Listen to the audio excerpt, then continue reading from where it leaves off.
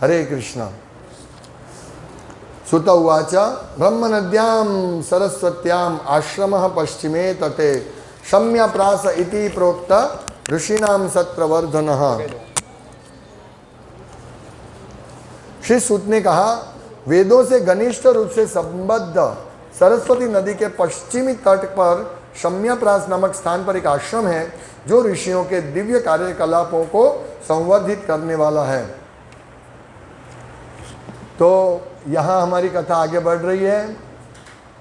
श्रीमद् भागवतम के एक्चुअली पिछले अध्याय में हमने देखा कि व्यासदेव ने सब पूरा वेद शास्त्र को विस्तार किया, वेदांत सूत्र लिखा, पुराण लिखे, सब करने के बावजूद महाभारत लिखा। विशेष करके महाभारत इस कलयुग के बद्ध जीव के लिए बहुत पावरफुल है।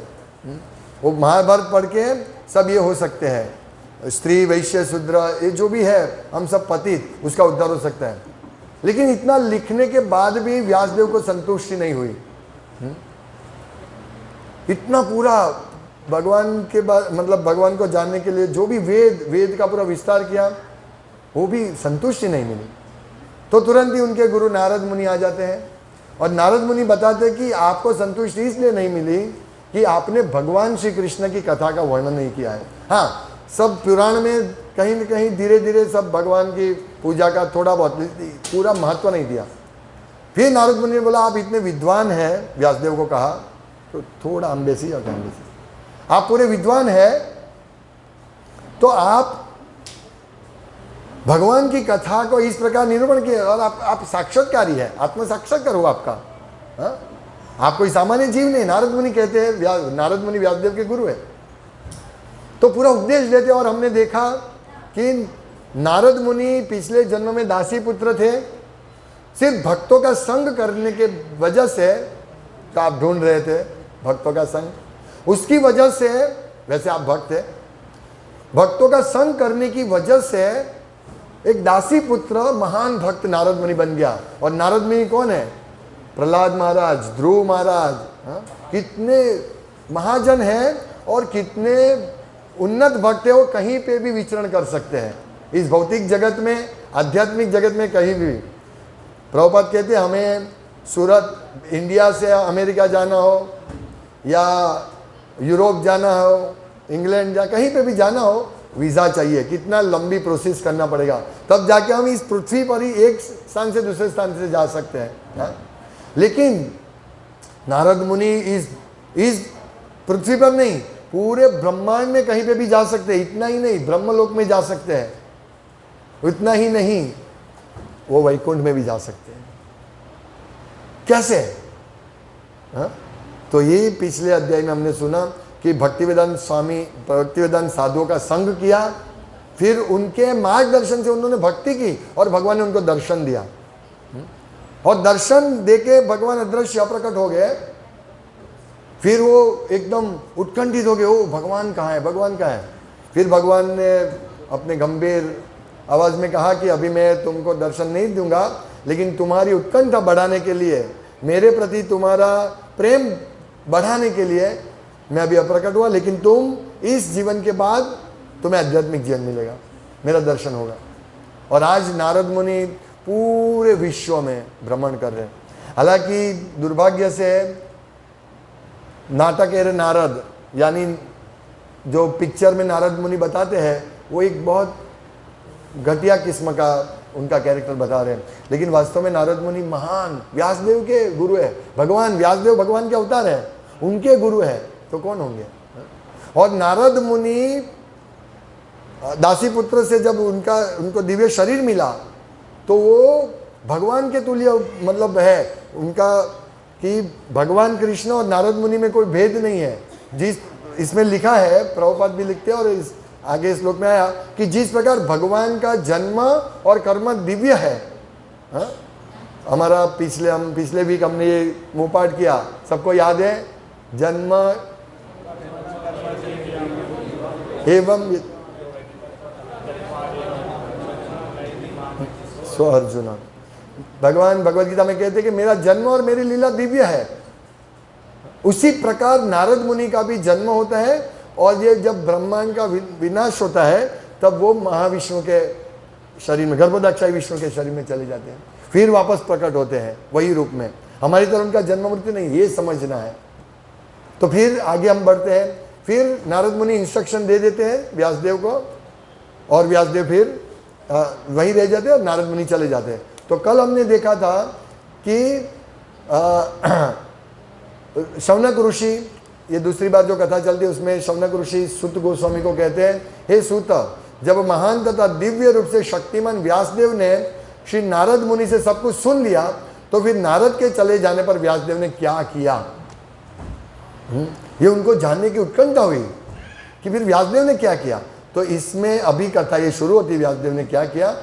तो उन्होंने शम्यप्रास नामक स्थान पर एक आश्रम है जो ऋषियों के दिव्य कार्यकलापों को संवर्धित करने वाला है।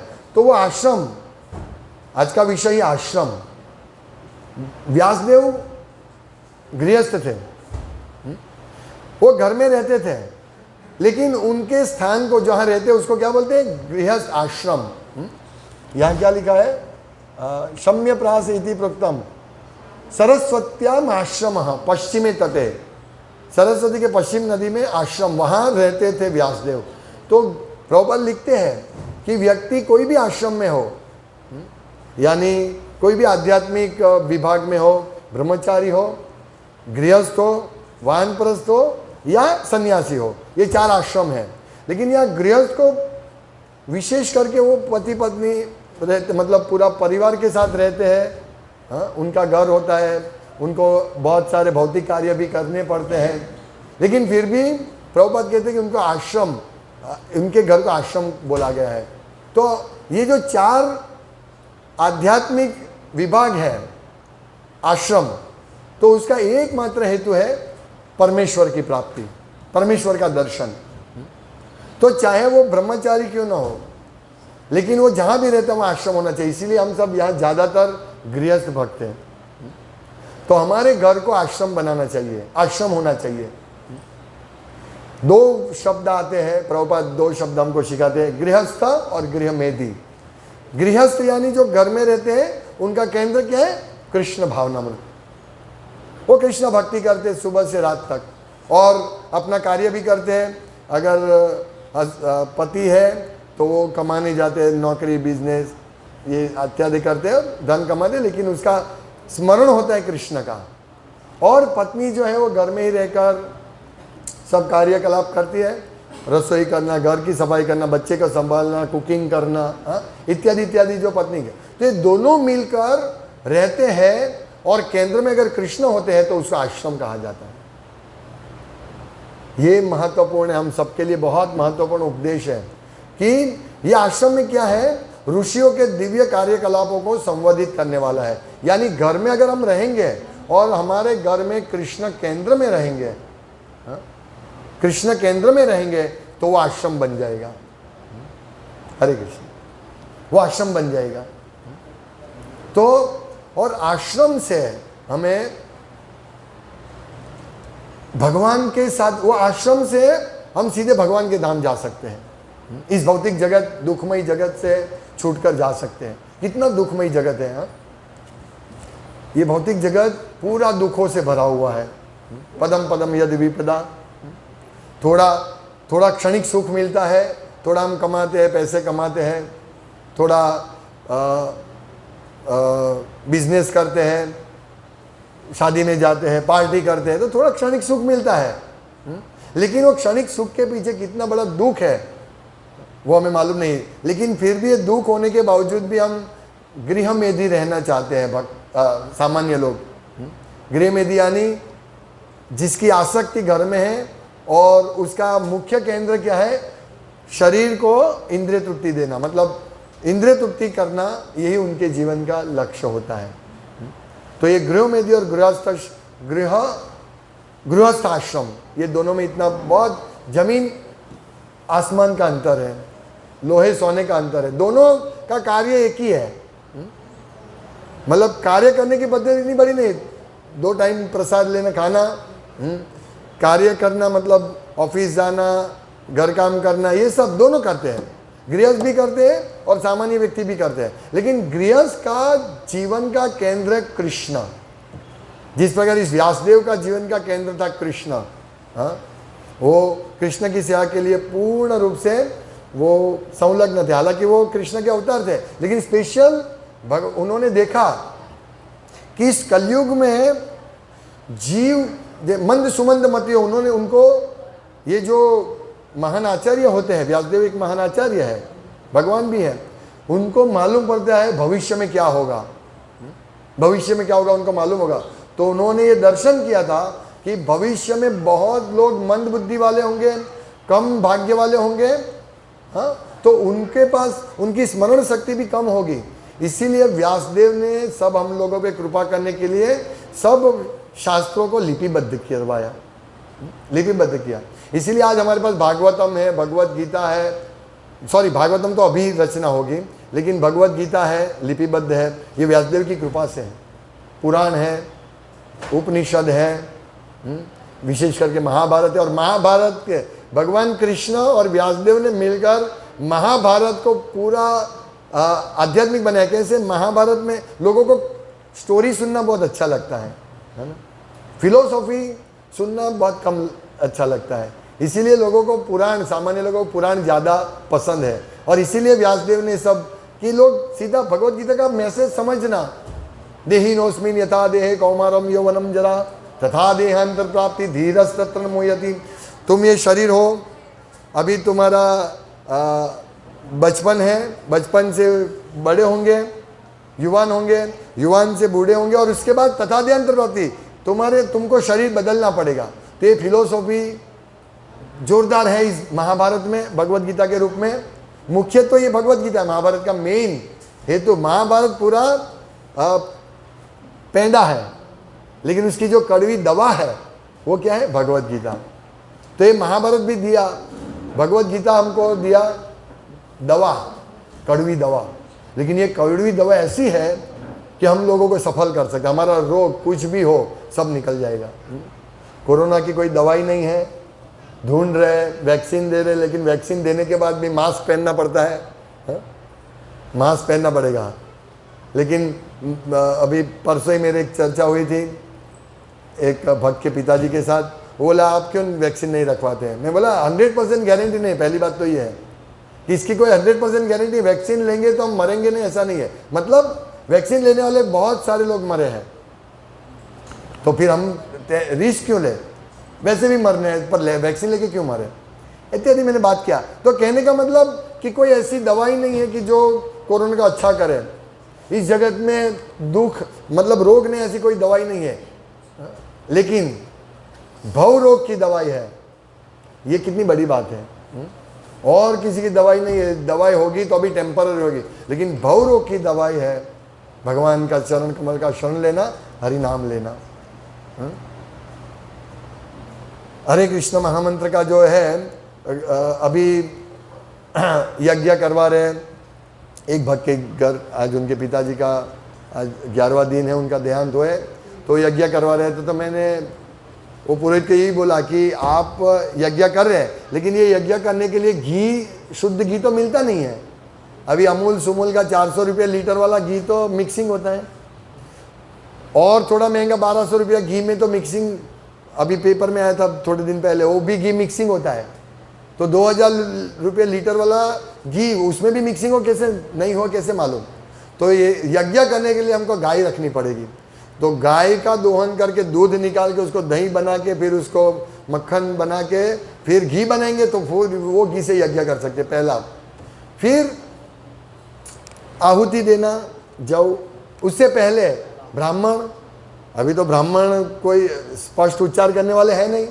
हाँ, हम लोग भी उच्चार करते हैं, अभी सब ये करते हैं, तो हम स्पष्ट उच्चार नहीं कर सकते, किस प्रकार से परफेक्ट बोलना हम नहीं कर सकते। हाँ, लेकिन कोई बात नहीं, श्रीमद् भागवतम का उच्चार करेंगे, भगवत गीता स्पष्ट भी करेंगे। भगवान भावग्राही जनार्दन है, वो कोई प्रॉब्लम नहीं है।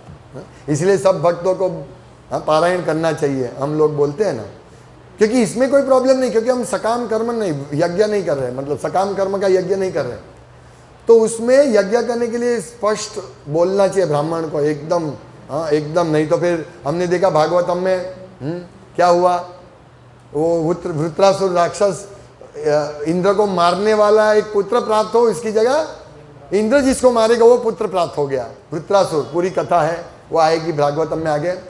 तो इसीलिए यज्ञ बहुत सफलता का बहुत कम चांस है। इसीलिए कलो तद हरि कीर्तनाथ, हम लोगों को भगवत धाम ले जाने के लिए, कलयुग के बद्ध जीवों को भगवत धाम ले जाने के लिए भगवान ने बहुत अच्छा उपाय दिया है। और इसीलिए व्यासदेव ने देखा कि ये सब कम बुद्धि वाले हैं, आएंगे जो भी है, तो इन्होंने कृपा करके हमको भगवत गीता दिया। फिर अभी नारद मुनि की कृपा से, नारद मुनि की प्रेरणा से और उनके गाइडेंस से वो अभी भागवतम की स्टोरी, मतलब भागवतम का कथा शुरू करेंगे। तो सुत गोस्वामी अभी बता रहे हैं कि इस प्रकार व्यासदेव अपने आश्रम में, जो आश्रम था उसमें बैठे हैं। तो आगे उनको क्या दर्शन होगा इसमें है कि वो भगवान का दर्शन करते हैं, अब वो समाधि में, अपनी समाधि में ये करके उसके साथ माया के भी दर्शन करते हैं। और फिर आगे बहुत सुंदर कथा आएगी कि उसमें भगवान कृष्ण अपने भक्तों की कैसी परीक्षा लेते हैं और भक्त भी संकट समय में किस प्रकार से विचलित नहीं होते हैं और धर्मों को पकड़ के रखते हैं। ये सुंदर भागवतम का आख्यान आगे चलेगा। तो हम लोगों को इसीलिए नित्यम भागवत सेवा, हर रोज भागवत की सेवा करनी चाहिए, क्योंकि हम आश्रम में रहते हैं। हम सब गृहस्थ आश्रमी हैं।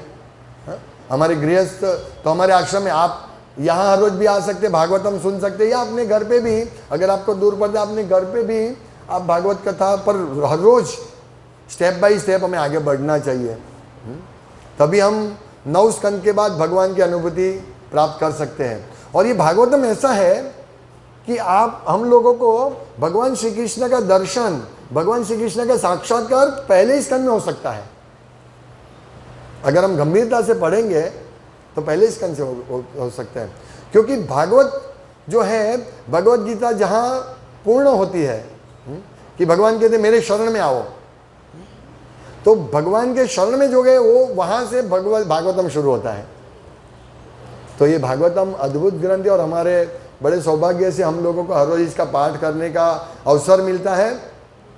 तो यही गृहस्थ आश्रम की सफलता है, अगर यदि हम हर रोज भागवतम का पाठ करेंगे। दूसरा बात यह है कि मैं कीर्तन करता, आप श्रवण करते हैं, बराबर। तो जो महत्वपूर्ण चीज़ क्या है, उसका मैसेज, इसका दर्शन, भागवत का दर्शन, तत्व ज्ञान, वो शायद इसको समझना मुश्किल है। पर ये भागवत में ऐसा है कि कभी स्टोरी आती है, कथा आती है, फिर तत्व ज्ञान आता है, फिर वापस थोड़ी कथा आती है, फिर तत्व ज्ञान आता है। तो कभी कभी जब पहली बार पढ़ेंगे तो जब जहाँ कथा आती है वो बहुत अच्छा है, बहुत अच्छा है, फिर तत्व ज्ञान आएगा। जैसे तत्व ज्ञान क्या है, विश्व का सर्जन कैसे होता है, बहुत, ये पहली बार मैंने पढ़ा ना, मैं बोला ये कितना जल्दी ख़त्म करता हूँ पन्ने। अभी जो भी इसमें दर्शन आते हैं तत्व ज्ञान, तो उसमें ज़्यादा अच्छा हो, भगवान कितना सुंदर समझा रहे हैं। तो कहने का तात्पर्य कि हमें इसको हमारे हमको अच्छा लगे इसलिए पढ़ना है, अच्छा नहीं लगे इसीलिए नहीं पढ़ना है, ऐसा नहीं होना चाहिए। जैसे भगवत गीता है, ज़्यादातर भक्त भगवत गीता, तो हम भगवत गीता का सब जानते हैं, लेकिन नहीं, ये 3 पुस्तकें, भगवत गीता, भागवतम और चैतन्य चरितामृत और भक्ति रसामृत सिंधु, ये 4 पुस्तकें प्रभुपाद कहते हैं हमारा पूरा तत्व ज्ञान है। इसलिए हम ये 4 पुस्तक को, ऐसा नहीं भगवत गीता, अभी बहुत सारे बड़े बड़े भक्त को भी पूछेंगे कि भगवत गीता पढ़ते हैं, हम पढ़ लिया हमने, नहीं, भगवत गीता पढ़ के हर रोज नित्य हमको भगवत गीता का कम से कम एक श्लोक पढ़ना है। हम जैसे जैसे पढ़ेंगे ना, इसमें इतने डीप रहस्यमय सिद्धांत है भगवत गीता में कि हालांकि हम सबको मालूम है कि कृष्ण भगवान है, हम उनके दास हैं, और यही बात रिपीट होती है भगवत गीता में। प्रभुपाद के तात्पर्य जो है, तो भगवत गीता के जो उद्देश्य है, वो उद्देश्य भगवान के शरण में जाना, वो उद्देश्य के हिसाब से प्रभुपाद ने यथारूप तात्पर्य लिखा, उस थीम को रख के, ताकि व्यक्ति भगवत गीता को समझ सके। इसीलिए भगवत गीता यथारूप, भगवत गीता तेना मूल रूप है, हमारे लिए बहुत बड़ा वरदान है। और जो व्यक्ति भगवत गीता पढ़ने के साथ भागवतम भी पढ़ता है और चैतन्य चरितामृत को बात ही क्या करें। भगवान चैतन्य महाप्रभु अपनी उन्नत अवस्था में, उन्मत्त अवस्था में, उन्नत नहीं, यानी वो कृष्ण प्रेम में इतने डूबे थे, प्रेमांजन चुरित भक्ति विलोचन ने, वो दिन रात उनकी अंतिम लीला में भगवान इतने उन्मत्त हो के उनको कंट्रोल नहीं कर सकते थे। उनके वो उनको रात को गंभीरा, जहाँ वो चैतन्य महाप्रभु रहते थे जगन्नाथपुरी के मंदिर के पास, तो उनको अंदर पूरा बंद कर देते थे, क्योंकि वो कभी भी चले जाते थे और भक्तों को डर था कि अभी चैतन्य महाप्रभु चले जाएंगे, इसलिए उनको बंद रखते थे। लेकिन चैतन्य महाप्रभु कहीं ने बंद होने के बावजूद भी चले जाते थे और कभी जगन्नाथ मंदिर के पास ऐसे बेहोश होके मिलते थे, कभी समंदर में गिर जाते थे, ऐसे जाते। भक्त बहुत चिंतित थे कि भगवान को कैसे बचाए, क्योंकि भगवान चैतन्य महाप्रभु इतने भगवान का, उनको कृष्ण का विरोह, वो स्वयं भगवान है लेकिन वो बता रहे हैं हमको, इतना विरह था कि वो अपना सर दीवार के साथ घिसते थे कि मुझे कृष्ण का दर्शन नहीं हो रहा है, और लोही निकलता था। तब से उनका सेवक क्या नाम, भगवान चैतन्य महाप्रभु सेवक है नहीं, स्वरूप दामोदर भी, अरे भगवान चैतन्य महाप्रभु का सेवक, उनका गुरु भाई, अरे बोल, चैतन्य महाप्रभु ने सेवक નું નામ શું, એમના સર્વન્ટ गोविंद। तो गोविंद उनके साथ सतत रहते थे, रूम में भी 2 भक्त रहते थे और बाहर भी रहते थे, फिर भी चैतन्य महाप्रभु जाते थे। तो कहने का मतलब वो हमको सिखाते हैं, चैतन्य चरितामृत में भगवान कृष्ण का कितना सुंदर रूप है और भगवान की लीलाओं का डीप से, भगवत गीता में बेसिक नॉलेज, हम शरीर नहीं, हम आत्मा है, भगवान कृष्ण है, हमको भगवान के शरण में जाना है, हमें भगवान की भक्ति करनी है, ये बेसिक नॉलेज भगवत गीता में है। उससे थोड़ा बढ़कर किस प्रकार से भक्ति करनी है भागवतम में, किस प्रकार से कृष्ण प्रेम, इसमें भी कृष्ण प्रेम है, और कृष्ण किस प्रकार से कृष्ण प्रेम मिलेगा वो चैतन्य चरितामृत में पूर्ण रूप से, संपूर्ण ग्रंथ। तो हमें तीनों ग्रंथ का अभ्यास करना चाहिए, और चैतन्य चरितामृत में भगवान की जगन्नाथ मंदिर में सबसे ज़्यादा समय चैतन्य महाप्रभु ने जगन्नाथ मंदिर में किया था, जगन्नाथपुरी में उन्होंने बिताया था उनके जीवन के 24 साल जगन्नाथपुरी में। तो बहुत सारी लिए उनका आज गुंडीचा मार्जिन है, भगवान चैतन्य कृष्ण जगन्नाथ मंदिर से निकलकर द्वारका जगन्नाथ मंदिर को द्वारका कहा जाता, माना जाता है, और वहाँ से निकलकर गुंडीचा मंदिर आते हैं, यानी गुंडीचा मंदिर है वृंदावन। तो ये हजारों साल से ये उत्सव, महोत्सव, रथ यात्रा का महोत्सव चल रहा है हजारों साल से। लेकिन चैतन्य महाप्रभु ने ये जो रथ यात्रा के पीछे जो रहस्य है चैतन्य महाप्रभु ने बताया कि इस प्रकार भगवान राधा रानी जब कुरुक्षेत्र में मिलते हैं, ये सब वृंदावन वासी, तो वो भगवान कृष्ण को देखते हैं, द्वारकाधीश तो देखते हैं पूरा राजा के वेश में है और उनके साथ पूरा सैन्य पूरा ठाठ माठ था, तो उनको अच्छा नहीं लगता है। वो चाहते हैं हमारे कृष्णा वृंदावन में जिस प्रकार से रहते हैं, पूरा एक गो बालक जैसा हम चाहिए, तो इसीलिए वो ले जाते हैं गुंडीचा मंदिर, तो वो है वृंदावन। तो ये पूरी लीला है। तो इसीलिए भगवान आते उससे पहले वो गुंडीचा मंदिर को साफ करते हैं पूरा। भगवान बहुत सुंदर लीला है, मैं कभी दूसरी बार बताऊंगा, आज समय कम है, सबको मालूम भी होगा। तो ये गुंडीचा मार्जन करते उसके पीछे का जो मेन रहस्य है वो मैं बताता हूँ आपको। भगवान वहाँ आने वाले हैं गुंडीचा मंदिर। तो भगवान वहाँ कब आएंगे? जब पूर्ण रूप से शुद्ध होगा वो जगह वहाँ। तो हमारा जो हृदय है, हम भगवान को बुलाना चाहते हैं ना, हृदय में भगवान को हम बुलाना चाहते हैं, तो हमारा हृदय जो है थोड़ा भी कचरा नहीं होना चाहिए। चैतन्य महाप्रभु यही बताते हैं, ये मंदिर है, हृदय मंदिर है। अगर हम भगवान को बुलाना चाहते हैं, जैसे यहाँ ऑल्टर है, ये मंदिर है, तो वहाँ भगवान विराजमान है, इसको हमें साफ शुद्ध रखना चाहिए, थोड़ा भी मिट्टी नहीं होनी चाहिए। इसलिए हम हर महीने में एक बार महा सफाई करेंगे। सब भक्तों को पूरा एक एक कोने में भी एक भी धूल नहीं होनी चाहिए।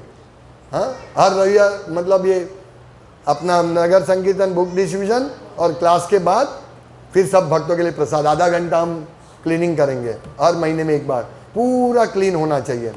और इसी प्रकार हमारा हृदय काम, क्रोध, लोभ, मोह, मद, मत्सर्य, ये पूरा गंदा भरा हुआ है।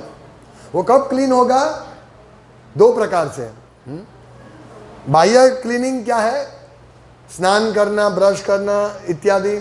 टॉयलेट जाने के बाद भी हमें स्नान करना चाहिए, पूरा हाथ सफाई, ये सब बाह्य रूप से अच्छे कपड़े पहनने चाहिए, स्वच्छ कपड़े पहनने चाहिए, ये बाह्य शुद्धि है। और आंतरिक शुद्धि, हरे कृष्णा कृष्णा कृष्णा हरे हरे, हरे राम राम राम हरे हरे। इस महामंत्र को लेने से हमारा आंतरिक शुद्धि होती। चेतो दर्पण मार्जनम, हमारा हृदय दर्पण जो है वो साफ होगा। और इतना हमें साफ करना है कि भगवान का प्राकट्य हो उधर। भगवान है लेकिन हमें दर्शन नहीं दे पाते हैं क्योंकि हमारा हृदय इतना गंदा है। यहाँ पूरा हम लोग इधर बैठे हैं, पूरा मिट्टी हो, हम लोग वहाँ नीचे ग्राउंड में बैठने जाएंगे? नहीं। अभी हमारी गाड़ी में ग्रीस लगा था तो सबके कपड़े खराब हो गए, तो कोई नहीं बैठेगा ना ऐसे गाड़ी गंदी चीज़ में, कोई नहीं बैठेंगे। हाँ, यहाँ अच्छा है, सफाई है, इसलिए बैठेंगे। इसी प्रकार सोचिए, हम लोगों को भी गंदा नहीं अच्छा लगता है ना, किसी को भी। हाँ, जो तमोगुण में है उसके लिए कुछ नहीं है, जो तमोगुण में है उसके लिए नहीं, लेकिन जो सत्व गुण में के लेवल पर है उसको गंदगी अच्छी नहीं लगती है। तो सोचिए, भगवान शुद्ध सत्व, वसुदेव अवस्था, सत्व, रजो और तमोगुण, ये 3 गुण है। ये 3 गुण से विशेष करके छूट के हमें सत्व गुण में आना है पहले, और सत्व गुण को भी छोड़ देना है। सत्व गुण से शुद्ध सत्व गुण में आना है, और वो अवस्था है वसुदेव अवस्था। और जब वसुदेव अवस्था होगी हमारी, तब भगवान हमारे हृदय में प्रकट होंगे। इतना डिफिकल्ट है भगवान को हमारे हृदय में प्रकट करवाना, उनको बुलाना। तो आप सोचिए, रथ यात्रा, गुंडीचा मार्जन कितना महत्वपूर्ण है। हाँ, भगवान को बुलाने के लिए हम मंदिर साफ कर रहे हैं, भगवान आएंगे, मंदिर साफ करेंगे, इसलिए हमारे हृदय रूपी मंदिर को साफ करना है। और ये साफ करने की विधि भक्ति है। ये साधन क्या है? हम इसको झाड़ू मारेंगे, पोछा मारेंगे, पानी से साफ करेंगे, तो ये क्या है? विधि भक्ति। इसका साधन क्या है? विधि भक्ति। तो विधि भक्ति में हम हर रोज जल्दी उठना, मंगल आरती करना, 16 माला करना, रीडिंग करना, सेवा करना, इत्यादि इत्यादि विधि भक्ति है। इसका भी वर्णन चैतन्य चरितम में बहुत सुंदर दिया है। तो इस प्रकार हम विधि भक्ति करके भगवान के लिए हमारा हृदय रूपी मंदिर साफ कर सकते हैं। और वही प्रोसेस है गृहस्थ आश्रम में, घर में रहकर कृष्णेर संसार करी छाड़ी अनाचार, यही विधि है। इसी को बोलते गृहस्थ आश्रम। और इसका एकमात्र उद्देश्य है भगवान कृष्ण का दर्शन। यहां लिखा है, ब्रह्मचारी, गृहस्थ, वानप्रस्थ तथा सन्यासी सारे एक ही जीवन लक्ष्य अर्थात परमेश्वर के साक्षात्कार के संबंधित है। हाँ, सन्यास आश्रम क्यों बड़ा माना जाता है? क्योंकि वहाँ वैराग्य, पूरा वैराग्य, उनसे कोई अटैचमेंट नहीं है। तो हम भी गृहस्थ में, घर में रहकर अगर हमारा भी कम अटैचमेंट होगा, धीरे धीरे धीरे घर में रहेंगे, लेकिन हमारा एक ही कार्य कृष्ण की सेवा, तो आप घर में रहो, कोई प्रॉब्लम नहीं। तो डिटेच होकर कृष्ण की सेवा करना। तो इस प्रकार से हम अगर घर में रहेंगे, भगवान की सेवा करेंगे, सेंटर पे आएंगे, इस भगवान की कृपा से इतना अच्छा सेंटर है, हमको दूर नहीं जाना पड़ता है, और आके भगवान की बहुत सारी सेवा है यहाँ हम करके हमारा शुद्धिकरण होगा। और त्यक्त्वा देहम पुनर्जन्म नैति, फिर मृत्यु के बाद हमको दूसरा जन्म नहीं मिलेगा, हमको एक आध्यात्मिक शरीर मिलेगा। यहाँ हम लोग, आप बैठे, मैं बैठा हूँ, लेकिन कृष्ण होंगे और हम कृष्ण से बात करेंगे। जो कृष्ण पुस्तक में बहुत सुंदर लीलाओं का वर्णन है, इस प्रकार हम कृष्ण की लीला में सम्मिलित होंगे। लेकिन बहुत दूर है हमारी मंजिल और डिफिकल्ट नहीं है। उत्साह, निश्चय, धैर्य, थोड़ा धैर्य रखना पड़ेगा। उत्साह क्या कि यस, हम भगवान की भक्ति करेंगे तो हम भगवान कृष्ण का प्रेम प्राप्त करेंगे। ये उत्साह कभी डाउन नहीं होना चाहिए। ठीक है, तो उत्साह, निश्चय जो भी हो जाए हमारे जीवन में, कितना भी कुछ नहीं हो जाए, हम कृष्ण की भक्ति को नहीं छोड़ेंगे, ये निश्चय। और धैर्य, धीरज, समय लगेगा। ऐसा नहीं मैं 20 साल से इस्कॉन में हूँ, हरे कृष्ण का जप कर रहा हूँ, तो मुझे अभी भगवान का दर्शन होना ही चाहिए, अभी क्यों नहीं हो रहा है, क्यों मेरा इतना प्रॉब्लम आ रहा है, ये नहीं। धैर्य, धीरज रखो। तो ये 3 बहुत महत्वपूर्ण है हमें भक्ति में भगवान का प्रेम मिलने के लिए। उत्साह, निश्चय, धैर्य, तत्त कर्म प्रवर्तन, संगो त्यागात सतो वृत्ते षड्भिर प्रीति लक्षणम। ये भगवान की प्रीति के लिए ये 6 लक्षण हैं, भगवान का प्रेम के लिए 6 लक्षण हैं। तो हमें 6 लक्षण जरूर मिलेंगे। अरे हम 6 लक्षण को ये करने हैं, अभक्तों का संग नहीं करना है, जो सिर्फ इंद्रिय तृप्ति के लिए लगे हैं उसका संग नहीं करना है। और ऐसी कथा नित्य हमारे मुँह से कीर्तन होना चाहिए और श्रवण होना चाहिए। तो ये सब विधि से हम भगवान को प्रसन्न कर सकेंगे। चाहे ये कथा अच्छी लगे नहीं लगे, नींद आए नहीं आए, कुछ भी हो, हमें सुनना है और इसका कीर्तन करना है। जितना भी हमारे हृदय में आए उतारो, मार्जन करो और आगे बढ़ो। तो हम इस प्रकार हमारा रेगुलर प्रोग्राम करते रहेंगे। तो एक दिन जरूर भगवान हम सबके ऊपर कृपा करेंगे। और कृपा है भगवान की कृपा है, तभी तो हम ये भागवत का कथा कर रहे हैं। हाँ, भागवत कथा हर रोज प्रभुपाद की कृपा है। प्रभुपाद की कृपा कैसे मिलती है? कृष्ण की कृपा से प्रभुपाद की कृपा मिलती है, और अभी प्रभुपाद की कृपा से हम कृष्ण मिलेंगे। हाँ, ये हमारे प्रभुपाद अद्भुत व्यक्तित्व, ऐसे व्यक्तित्व भगवान कृष्ण की मतलब बार बार नहीं आते हैं। और स्पेशल ये डिवोटी स्पेशल है प्रभुपाद के। हाँ, मैंने बताया था चैतन्य महाप्रभु और भगवान कृष्ण अब जो साल के बाद है, दूसरे कल्प में आएंगे। अभी ब्रह्मा जी का ये दिन, आधा दिन दोपहर हुआ है, फिर पूरा दिन होगा, रात होगी, उसके बाद दूसरा दिन होगा, दोपहर होगा, तब भगवान कृष्ण आएंगे वापस। अब जो हम गिनती भी नहीं करते, उतने सालों के बाद कृष्ण आएंगे, चैतन्य महाप्रभु तब आएंगे। लेकिन अभी हमारे पास से गए हैं 500 साल पहले। सोचिए हम कितने भाग्यशाली हैं। तो हम कृष्ण की सेवा करें, क्योंकि अभी कृष्ण नहीं आएंगे, अभी नहीं मिलेंगे। ये 5000 साल में लोगों को भगवद गीता के ऊपर विश्वास नहीं है। भगवद गीता लाल कपड़े में बांध के रख देते हैं। हाँ? कोई भाग्यशाली जीव है जो भगवद गीता पढ़ते हैं। लेकिन हम पढ़ना भी है और इसका प्रचार भी करना है, लोगों को देना है कि देखो अभी कृष्ण आएंगे नहीं। अभी उनका उपदेश, ये उपदेश भी कब तक रहेगा? अभी से कितना डेविएशन आ रहे हैं। हाँ? भगवद गीता में दिखाया इतने योग दिखाए, लेकिन अभी नया योग आ गया, बिजनेस योग, अभी से डेविएशन। हाँ? अभी से ये कितना साल, 5000 साल में ही इसका भगवान ने कहा है। मैं भगवद गीता करोड़ों साल पहले सूर्यदेव को कहा था, लेकिन फिर ये लुप्त हो गया ज्ञान, फिर से मैं वापस कह रहा हूँ।